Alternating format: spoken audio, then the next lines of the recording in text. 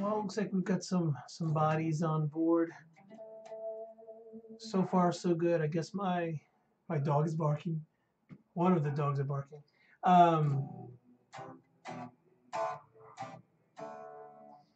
so we've got some bodies. Looks like the stream health is okay. I think I found the setting that was giving me an issue. I fixed it. Maybe we'll see. Um, but anyway, happy St. Patrick's Day, everyone. Welcome to the ShredGeek show, as it were.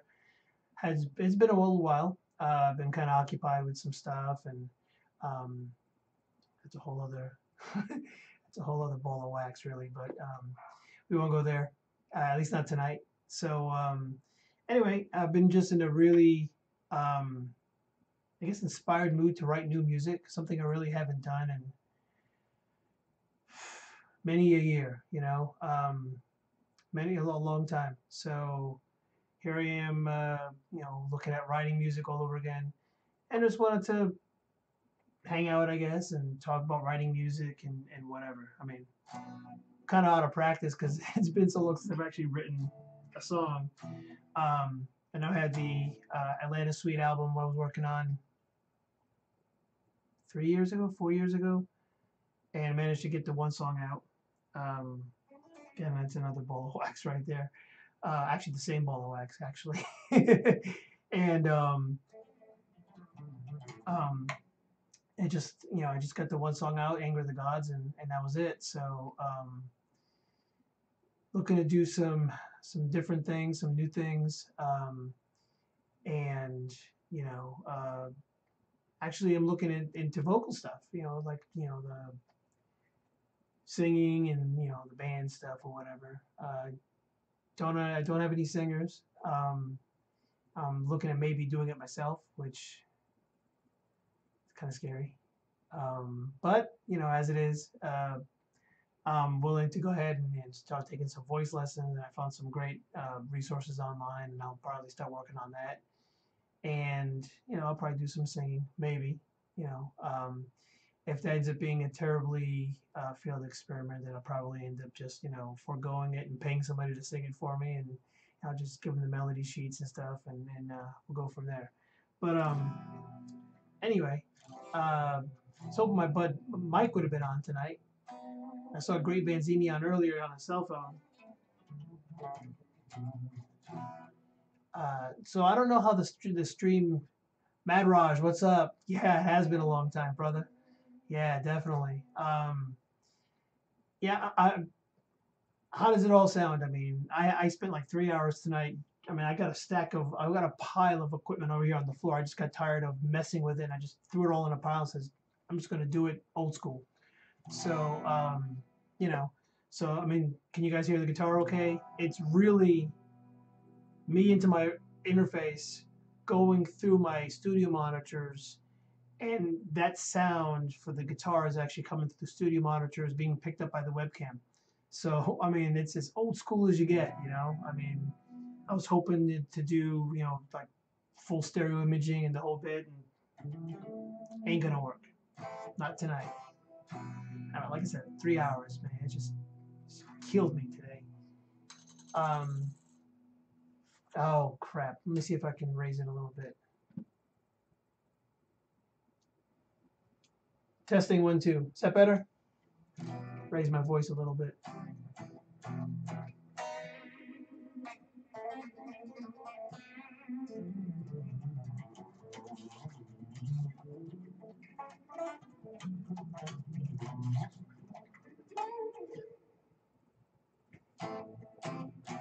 You sound okay though, Grant Vanzini? And by the way, I'm running DI straight into my recording interface, and what you're hearing on the guitar side of it is TH2. I'm gonna go over there. Cool, cool. And a little bit of crunch action.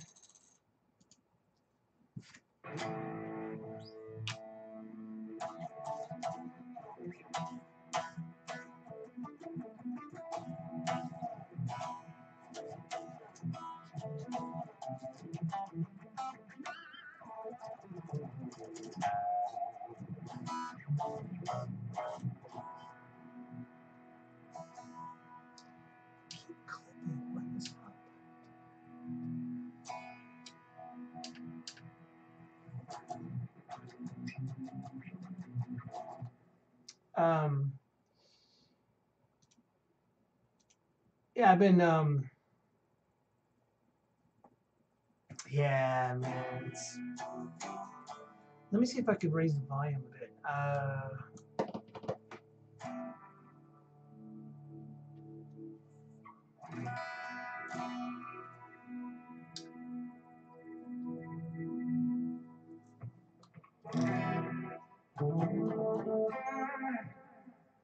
Is that better? Yeah, man. Good to see you too, Grant Vanzini. Hey, Matt Raj. And anybody else we have lurking who's being shy, apparently. But it's all good. I guess the stream is holding up okay because I haven't got any warnings from YouTube. So I guess that little setting I had, which I never knew existed, apparently is working okay now. Um, so yeah, so I've just been in a writing mood and looking at writing some new songs. Um, Probably more leaning towards like a vocal composition type of thing. Lyrics and stuff. Man, I haven't written lyrics in forever, so it's been it's been fun, racking my brain and trying to get the whole melody lines together and the rhythm and the words and get the words to fit right and everything. And yeah, I'm afraid I'm gonna blow up the house if I let me see. Uh, the gain is what's gonna worry me here.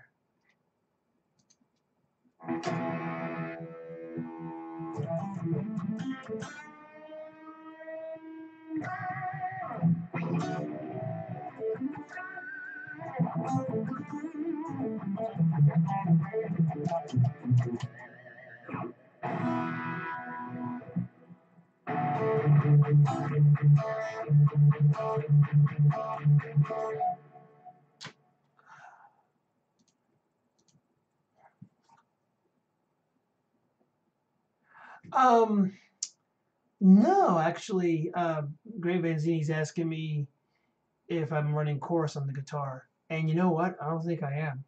Um, I think it's nothing but delay.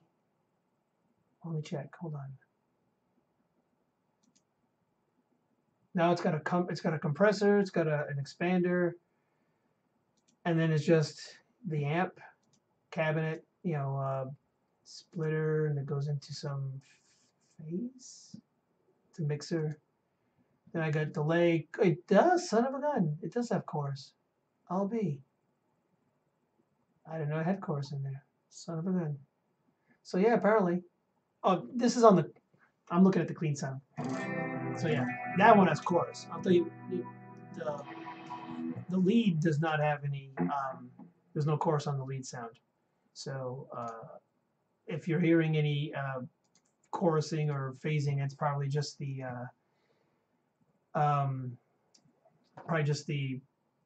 delay and whatever of the stream. What's the guitar? This one here. Hold on, I can't. All right, so this is my last Carbon that I custom ordered. It's been a couple of years. I don't know if I had it at this house already, if it was the old house. I'd say it's probably been a few years at least, 3 years, 4 years, maybe five.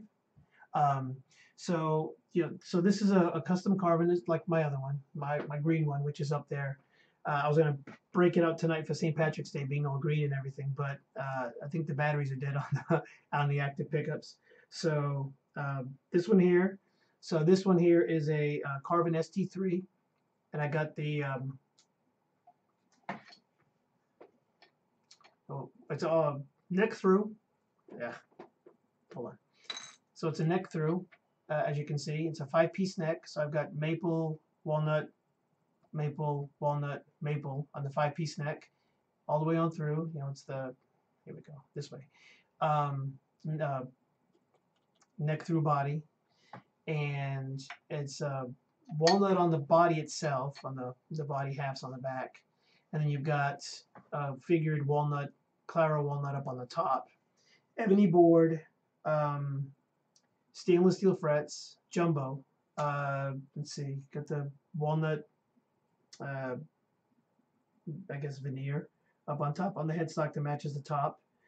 It's got the locking tuners, gold hardware, Floyd Rose, and then it actually came with like regular carbon pickups. There was the M22 SD, which is their high distortion pickup, and then it had I forget what I put in the bridge, one of the jazz pickups, I think.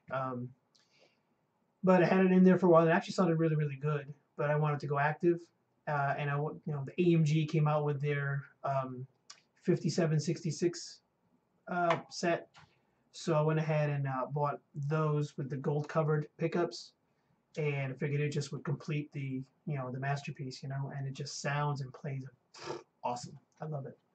So this is my, well, I mean, I guess now they've kind of taken on a new persona, and I really would like one of the new ones, the Kiesel guitars, but it, when I get to that point, I'll look at it again. But I mean, very few companies out there make guitars that appeal to me. I mean, like Ibanez's are cool, and I would probably have an Ibanez, but we can't get an Ibanez with stainless steel frets. So, and to me, that's a game changer. I just love the stainless steel frets. They're so smooth. Maintenance is a non-issue. I mean, you never have to worry about them wearing out. So, um, that's what I'm all about. I have a BC Rich ST3 that I bought, custom ordered that in '86, and I mean, stainless steel wasn't even an issue. I mean, it wasn't even a thing then. I mean, I probably could have ordered them had I known, but I'd never heard of it before. So, um, and over the years of playing it, because it was my number one axe for so many years, I'll play it for so long, and frets just developed those little, divots in them and stuff, and the little grooves and whatnot, and I just had to have it refretted, and not refretted.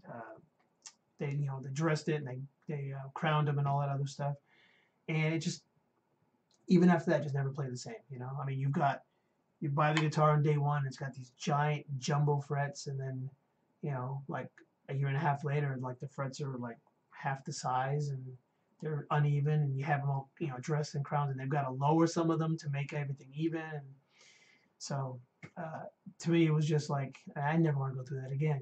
And the guitar's retired now. I won't even play it.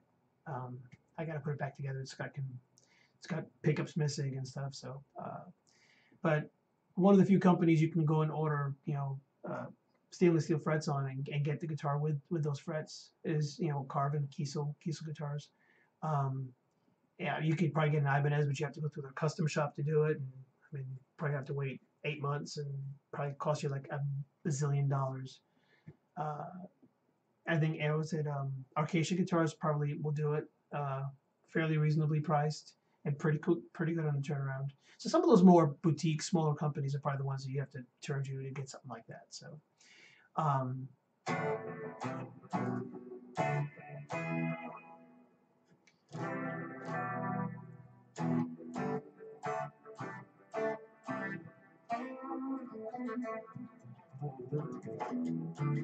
So this week, actually last week, I picked up a new tuner, and I got the Peterson.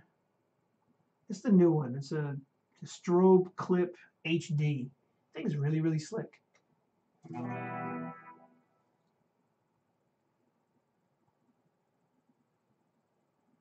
Yeah, Madraj, I agree, and I really don't know why. I mean, I would think the whole idea of having to sand and prepare the guitar and sand it down and prep it and clean it, paint it, multiple and then you got to clear it over and then you got to buff it out. I think it's a lot of work. I don't know. Maybe that it's just that the wood itself and like these natural finishes is just so much more. Of a desire that people want that they're willing to pay more for it, and even though it's technically less expensive on the manufacturing side as far as finishing it. I mean, I don't know. I really don't know what the answer to that question would be, but it is what it is.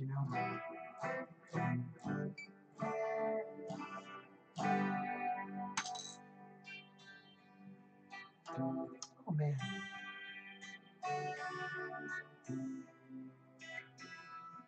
I've played this song forever. If I ever finish getting my old songs together, um, and uploaded, then you guys will be able to hear it. I mean, I have a bunch of songs, 5 songs, I guess, I wrote back in high school, um, and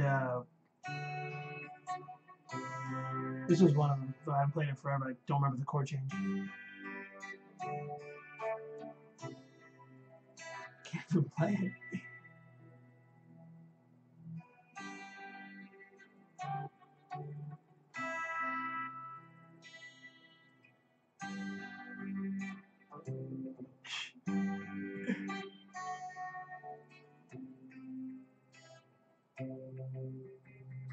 What the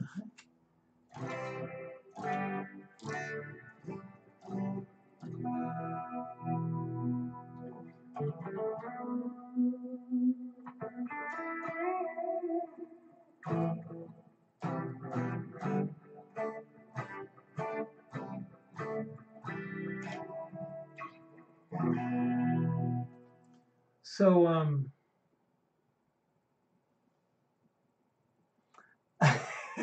actually no, it's a 1 millimeter. I got the Tortex. I got a few over here. Oh my god, this is all faded. I can't even read it. They're all faded. I can't even read them. It's the purple Tortex. It's a 1 millimeter. I mean, that's what I've always used. Maybe 1.2 or 1.1. Um, you know who's got a crazy thick pick? Ingve. Um, he when I went to go see him live when he was in Houston, I don't know, 3 years ago, at the Houston Guitar Festival. Uh, I caught one of his picks, and I think it's a monster. I mean, it's no bigger than this, but I want to say it's like 2 millimeter, 2.5 millimeter. I mean, it was insane. I was like, holy crap! I went ahead and I have it on a frame with a picture from the concert and the concert ticket or whatever. Got it in our little gallery over there, just like for posterity's sakes or whatever. But yeah, I was like, man, I don't think I can ever play with a pick that thick.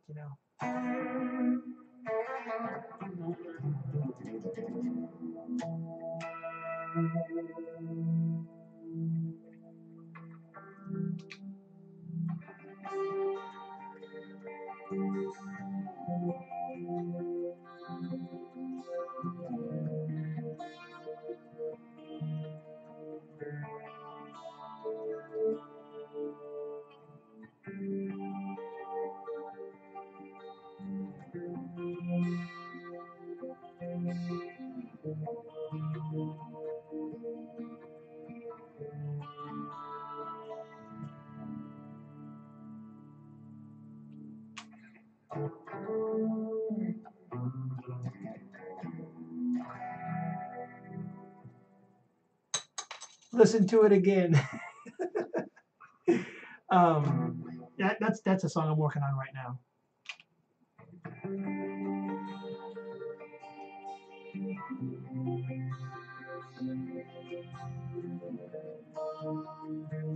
I can't even get the changes right. Yeah, it's probably. Let me break out Neptune. Hold on.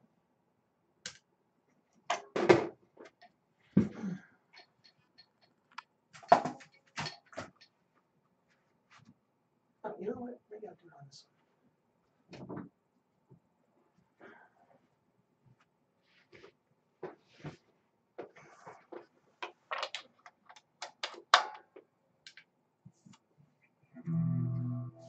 Hopefully it's in tune.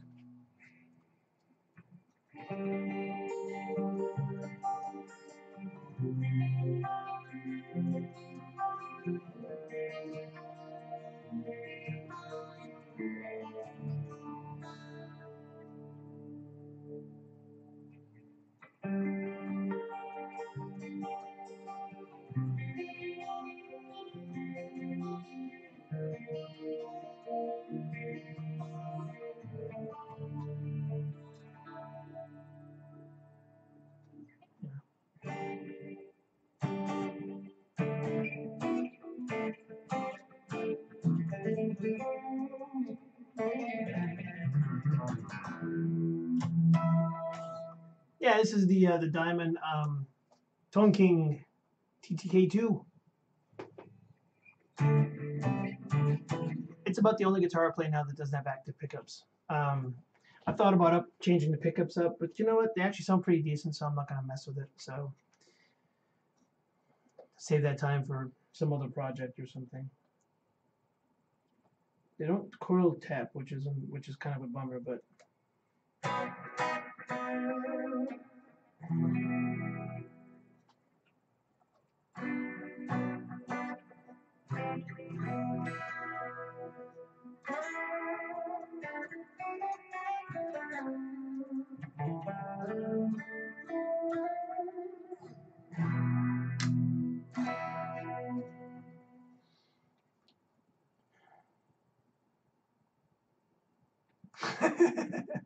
Nice one, Mad Raj. Of course. Yeah, I'm sure it doesn't look as good as yours.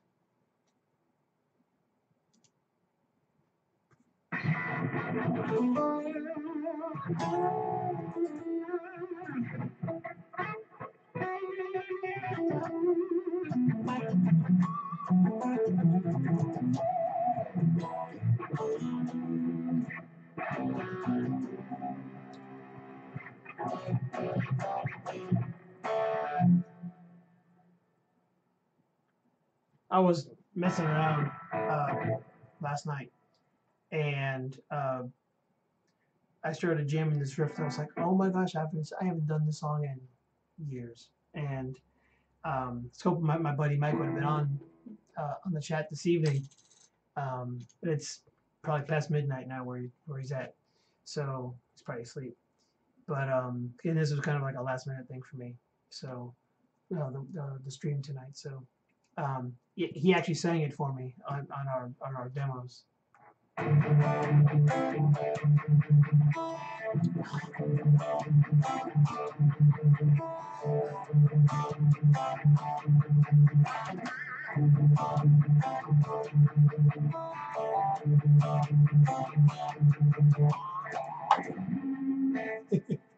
You guys saw it here first. Broke a string. How about that? Next. Okay. So much for the TTK2 tonight.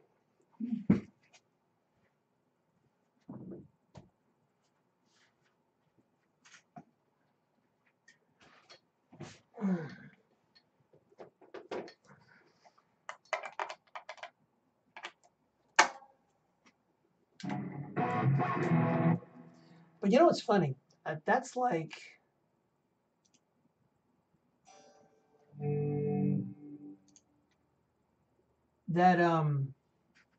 that's like the second or third time I've broken a string like that on that guitar. So I don't know what it is.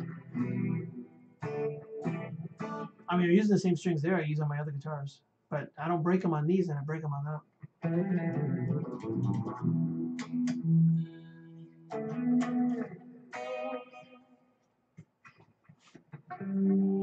Oh, it's more difficult over here.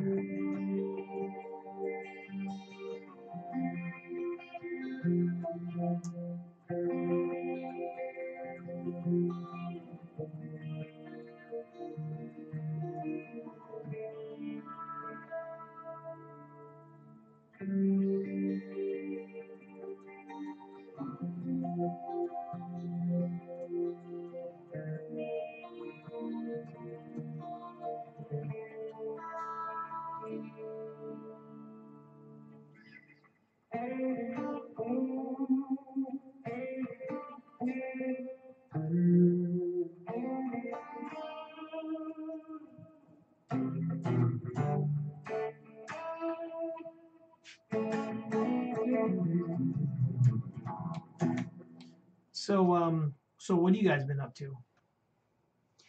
Today, uh, in Houston, Rob Chappers was actually in town. He went to one of the guitar centers down here in town. I guess demoing and launching Chapman guitars at Guitar Center. So I guess that was kind of fun. Um, I had actually made a reservation to go. I was gonna go drive up there, and then I checked my email, and it was because I already made the reservation. I booked it through Facebook or whatever, like when they announced it. I was like, oh, I'll go there. I'll check it out. That'd be fun to meet Chappers, And so uh, I checked the email. It was like 2:30, and it's about a 45-minute, almost an hour drive from where I'm at. And so I read the email again, and I was like, okay, your reservations, booked or whatever. But the event's only limited to 200 people or whatever, and it's seating's first come first serve. And I'm thinking, huh? If I have a reservation, how the heck? I mean, people have been camped out there since last night. I'm not gonna drive over there an hour to find out that I can't get in to go see that when I have a reservation already. I was like, what, forget it. If I want to go buy one, I'll buy one. And be done with it. Chappers will have to meet me another day.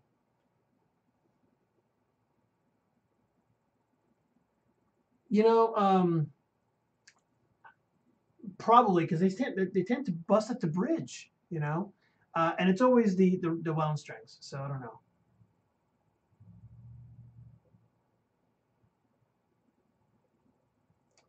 All right, Mad Raj, I'll have to look at that. Yeah, switch out to Floyd Rose. Cool. I know there's like 500,000 different Floyd Rose variants. So I guess just an original Floyd Rose. Is there a particular model that would be? Because I know sometimes they do different dimensions and whatever.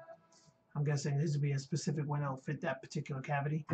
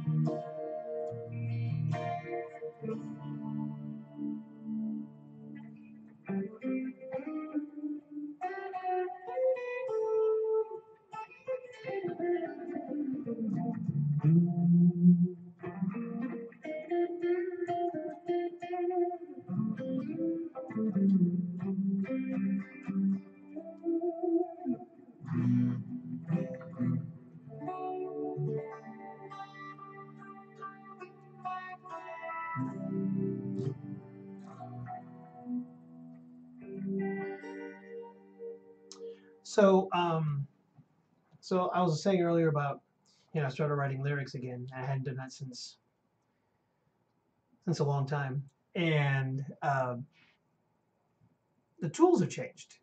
So back in the day when I would do lyrics, I would just have a notebook, and I would just sit there and I'd write the lyrics down in the notebook, and I'd be like verse, bridge, blah, blah. And I don't remember having to like resort to all kinds of other tools or whatever. have an occasional dictionary or a thesaurus or something help me find a word that would rhyme or would fit or whatever, you know.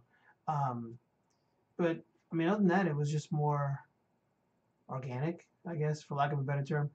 So, so I kind of gravitated back to that idea, the way I used to do it for these new songs I'm working on, and it's funny. I just have all these ideas that come out, you know, and to put them down, and I'm like, I put them down on. I started writing down on a piece of notebook paper, and I'm like, there's too many ideas coming at me all at once, uh, and I mean, you can't shuffle them. I mean, they're on a piece of paper. I mean, I'm not going to sit there and cut them out, you know. Um, I hear you, Great Vanzini. Yeah, Floyd Roses are definitely an acquired taste, as they say. Um, yeah, I tell you what, Ibanez actually their edge tremolos are actually very very nice. Probably on par with the Floyd Rose, maybe smidge better, maybe.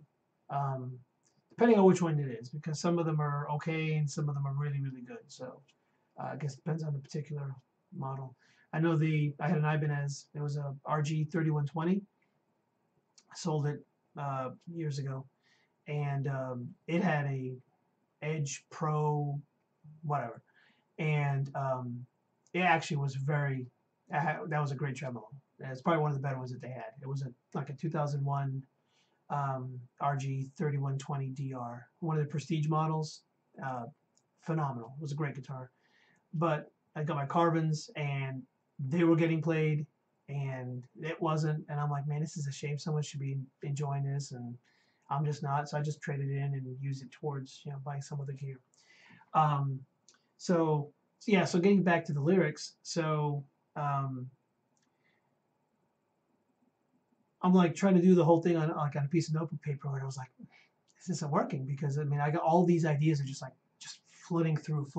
And I'm like, I'm trying to keep up, and then it's all like all scattered, and it's like it's almost like stream of consciousness, you know. It's just all coming at me all at once, and I'm trying to get it all down, and and then I'm looking at it, I'm like, well, it doesn't make any sense, you know. Then you have then you got to like, well, this probably would work better here, and you kind of like start shuffling it around, and then it's like, you know, there's got to be a better way to do this. So I actually started doing, I took those lyrics and I started typing them into Google Keep, you know, the little app or whatever. You can get it on your phone, you can get it on your computer through a web browser or whatever.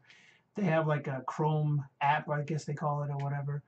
You could like plug it into Chrome and Chrome will pop it up if you want it or whatever. And and I found it to be really helpful. So and I'm sure everyone here is familiar with Google Keep. I mean, pretty much the whole Google ecosystem is pretty much well known.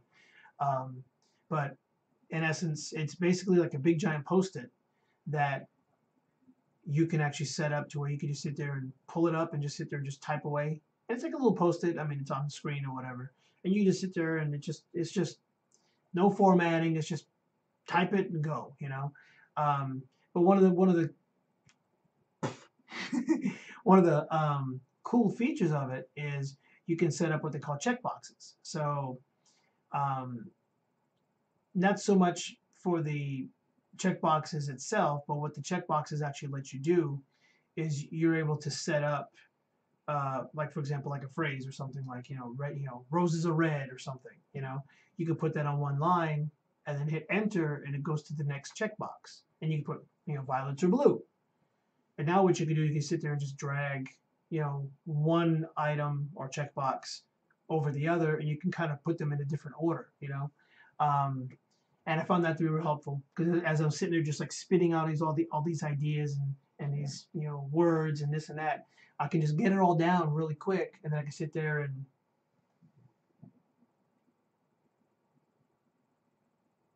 I'm reading a great Vanzini's. You have a skill. At times I wrote some decent lyric, but I couldn't come up with good music for it.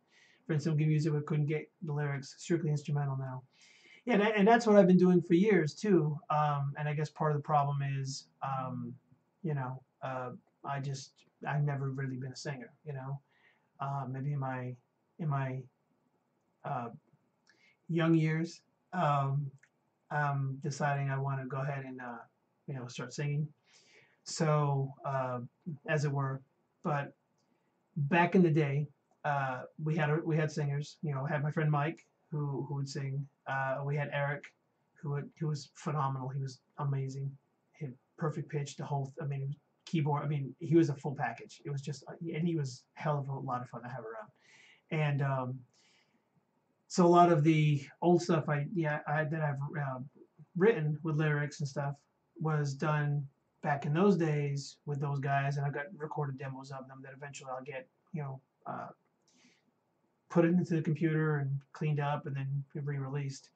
Uh, but since moving to Texas, I really haven't had any interaction with other musicians other than just whatever online, and collaboration online has always been kind of spotty, except for the last couple of years. It's been coming around a little bit better, um, and so I just never kind of been in a sort of musical bubble for all these years, without a singer. And so my gravitation to writing music had always been, well, since I've been in Texas anyway, focusing on instrumental stuff because that's what I can do. I can't sing, or I really haven't tried, to be honest with you. So it's just one of those things that was like, well, you know, uh, maybe I need to learn to sing so I can start doing some stuff with lyrics.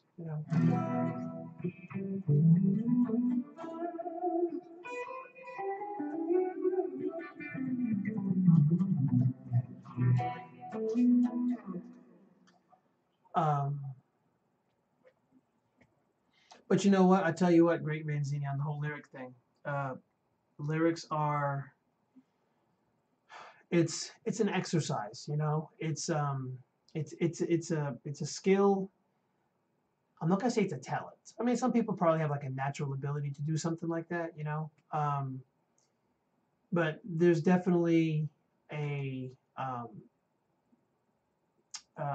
it's definitely a muscle that you develop that you can flex and improve over time. I mean, absolutely.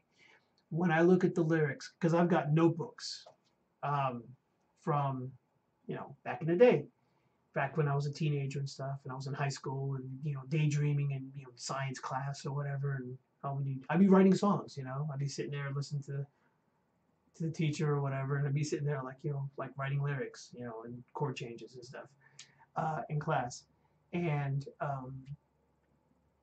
if I look at some of those early lyrics, I'm like, this is laughable. I mean, this is terrible. Then, granted, it was the '80s, and a lot of those lyrics back in the '80s were terrible anyway. Even like the big bands, um, but you know, uh, but as I continued doing it and writing more and more music, I found my later pieces that I had written were a lot more sophisticated. It was almost like going from like graffiti on the wall to like Shakespeare. Not not that I wrote like Shakespeare, but it was a more evolved, a more eloquent, lyric, uh, more better stated and so forth. So uh, and now I'm kind of in that growing phase again. I almost feel like I'm starting over, and I'll come up with an idea and I'm like, oh, that's terrible, man. That's cheesy '80s type lyric. I mean, no, I take that off the notepad. Um, so it's an evolution. So as you continue flexing that muscle, it'll get better and so on, and you'll find your rhythm and it'll all be good. Like it's like practicing your guitar and getting your scales and stuff. So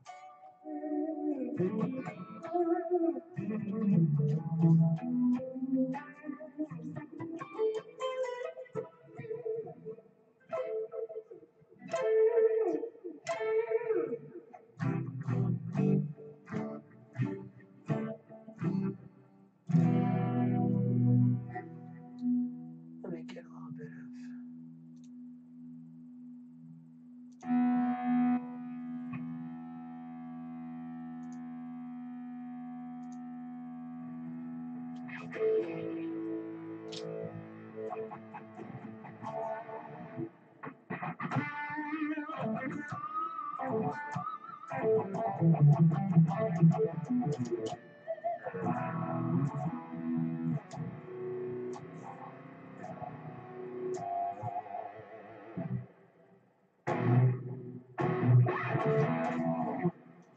Yeah, I get the biggest kick out of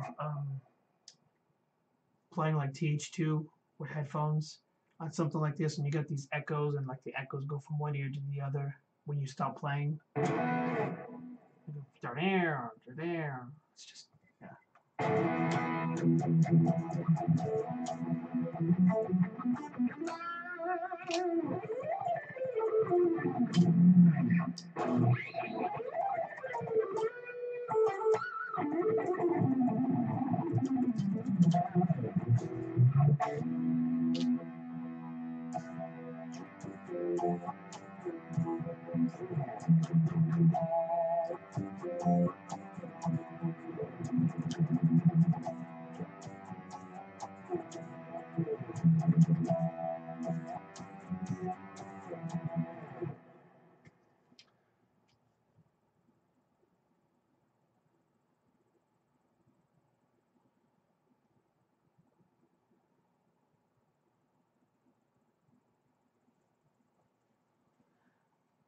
Oh, that's awesome, man, Raj. That's pretty awesome. So your 19-year-old lyrics, Midnight Summer Moon. So I sent it to him, to Ronnie James Dio. Never got a response until he put out his next album. Man, I'll tell you what, Ronnie James Dio was amazing.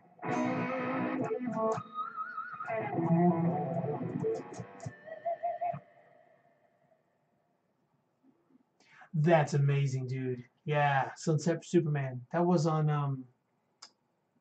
oh heck. What album was that? I don't have that album. I'm thinking I've heard that song. Yeah, that's very cool. I've heard Sunset Superman sung by Jorn Landa. Landa. He's a Norwegian, Swedish, Norwegian. He's Scandinavian singer guy. Uh, Freaking awesome. He's like right now he's my favorite singer. Period. I mean, he's got that. If you like Ronnie James Dio, like his voice, you'll love Jordan. Jordan is just he's awesome. He did a Dio tribute album after Dio passed away. And he did a bunch of covers. Okay, Dream Evil, and I don't think I had Dream Evil. I remember the song clearly. I love that coming out after the guitar solo. They go into that. He goes into then he says Dream Evil, and the whole voice changes over and morphs into like the demon sound. Oh, just yeah, really cool. Um, but no, Jordan did a tribute album for Ronnie James Dio after Dio passed away. Did a bunch of covers, and he also did a song where like it was a tribute song to Ronnie James Dio. Um, and I mean, if you're into that, into Dio, whatever, I highly recommend. You check out. It's called Jordan Landa. It's just called. I think it's just called Dio. Actually, I think is the name of the album is called Dio. And the tribute song he wrote for him was called "A Song for Ronnie James." And then he does like Sunset for Superman's on it. Don't Talk to Strangers is on it. Man, there's a whole bunch of songs on there. I mean, it's a full album. It's a lot of his best stuff. So I mean, check it out. It definitely rocks.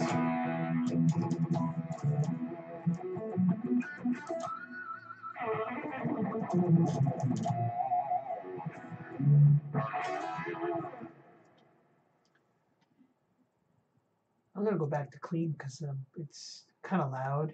I don't want the family to kill me. At least not yet.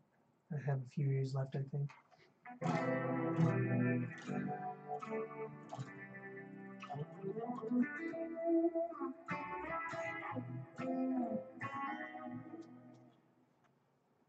So, in other news, apparently Sonar will live after all.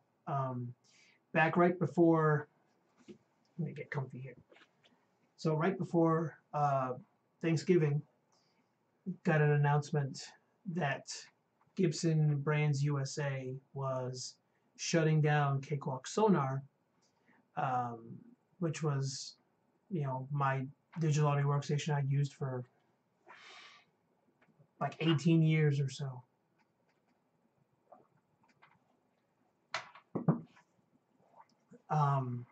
Not 18 years, gosh, like 12 years, excuse me.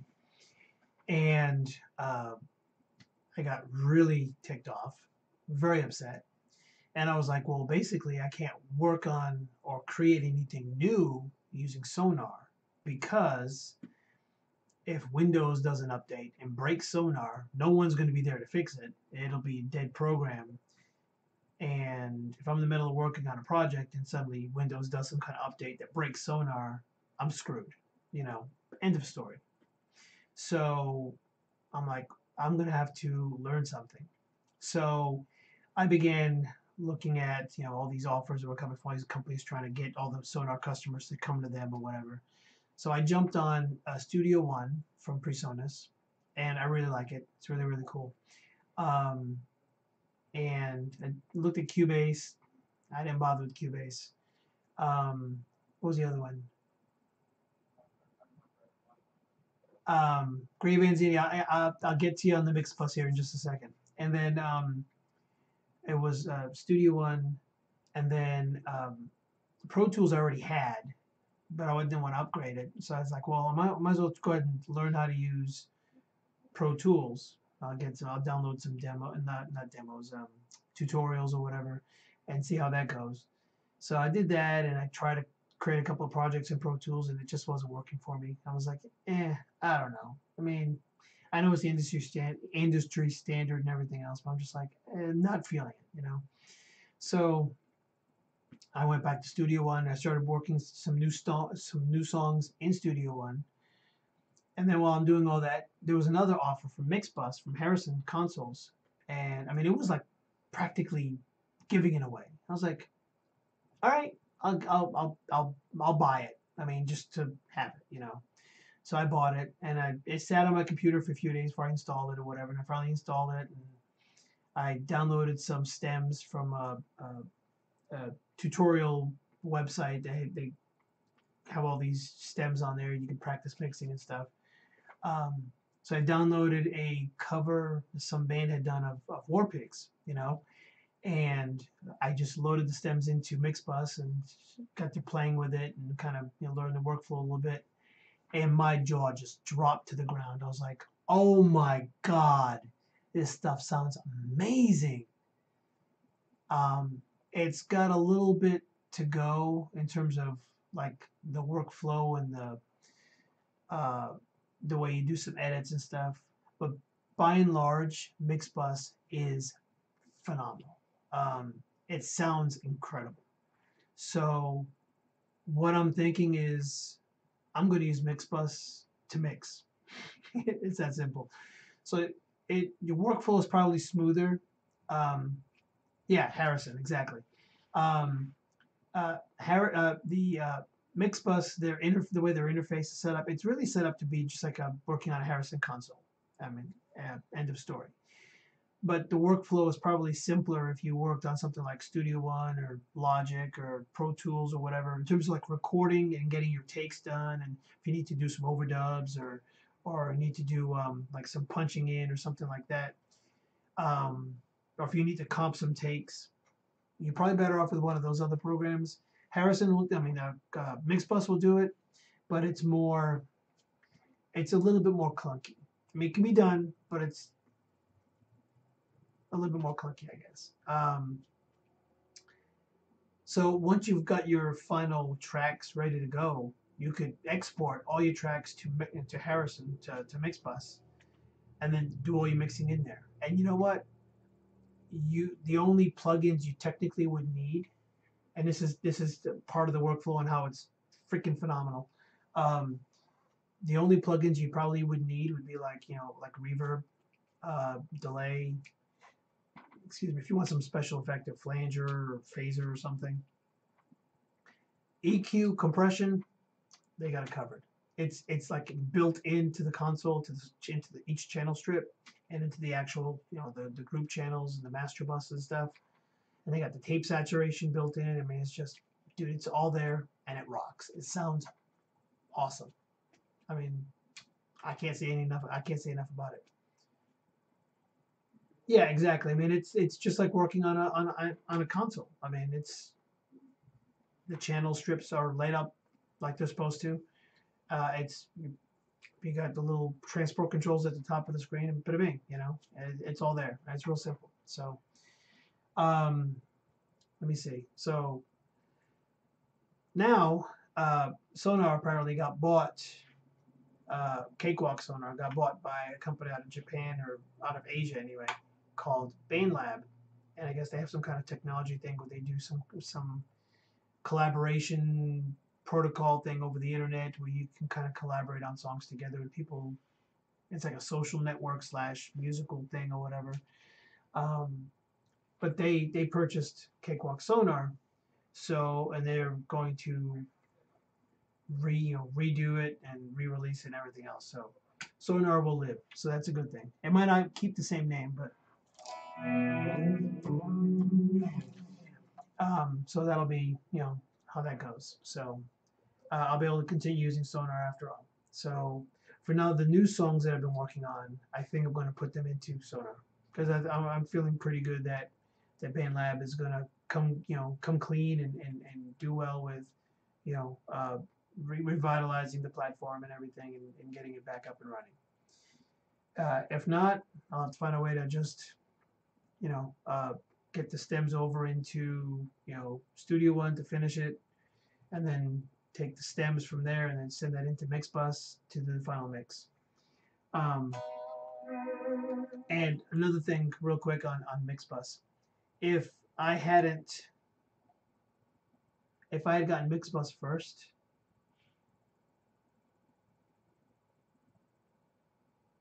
okay, Graham Vanzini saying all my background stuff, 90% I do with I guess Band in a Box, Indie Waves files, then the other 10% are my tracks. Oh, cool, cool.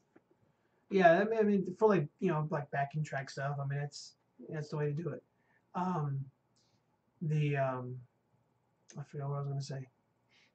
I was talking about something else. I don't remember. Anyway, um, Mixbus. So had I gotten Mixbus first, I probably, and don't let Steven Slate hear me say this.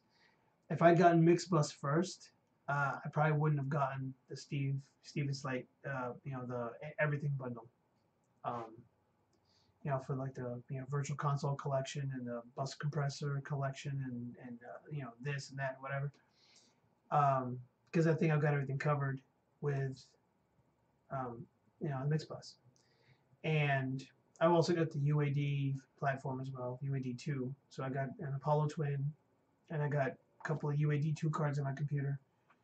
Possibly going to get a third or fourth or whatever here soon for their plugins, and I mean that will cover all my delays and other stuff. And I've got all the the character plugins I can use on my Unison preamps on my Apollo interface for to get that Neve sound or the Harrison sound or whatever sound I want going in. And then I can use Mixbus for all the mixing action stuff.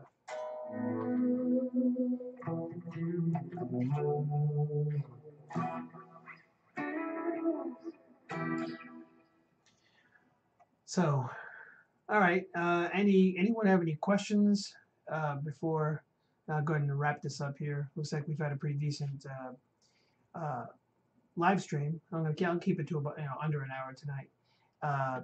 The stream has actually stayed up pretty good, so I'm kind of glad that it hasn't been. I've had problems where I guess it sounded terrible or whatever, and I still need to figure out this whole audio interface garbage thing for the live stream. I mean, it's a pain in my neck.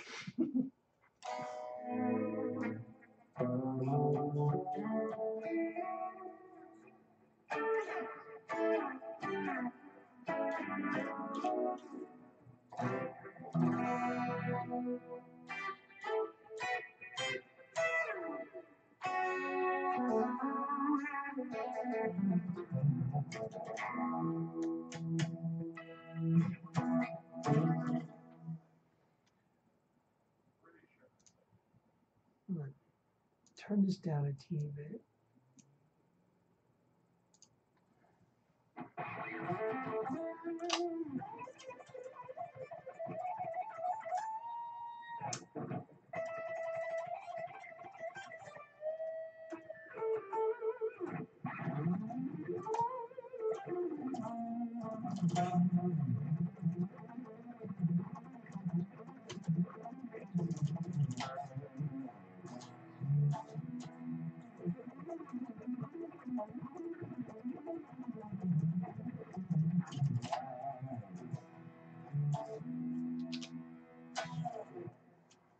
Does no one has any questions? Last call. Last call.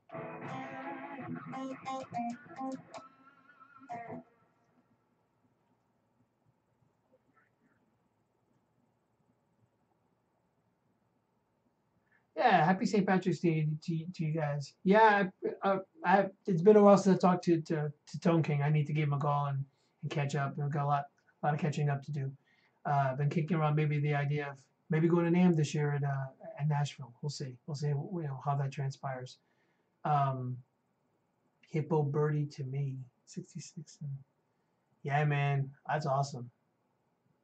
I'm not there yet, but it won't be that long. Dang. But yeah, it's a happy St. Patrick's Day to you all, and stay safe. If you guys are, on the live stream, it's probably pretty safe. Yeah, I'll talk to him. I know he was using some Tascam creator studio thing or whatever. So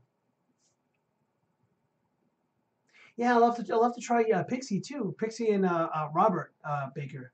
They all do their live streams as well. So I'll have to check that out. Yeah, I'll have to get them, get with them or whatever. It'd be great to actually do a live stream where I had all those guys on there at once. That would be pretty freaking epic, I would just talk and let them play because they got me beat there anyway. So all right, sounds good, guys. Well, thanks so much for hanging out and for coming and listening to me ramble and just noodle around or whatever.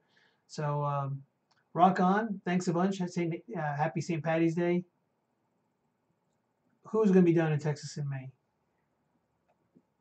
Tone King or maybe Robert coming to maybe Robert's coming to what's it? He was just here, wasn't he? Wasn't Robert just here in RNA Music? But RNA Music is a tough place to get to. Thanks, Mad Raj. You too, brother. Thank you.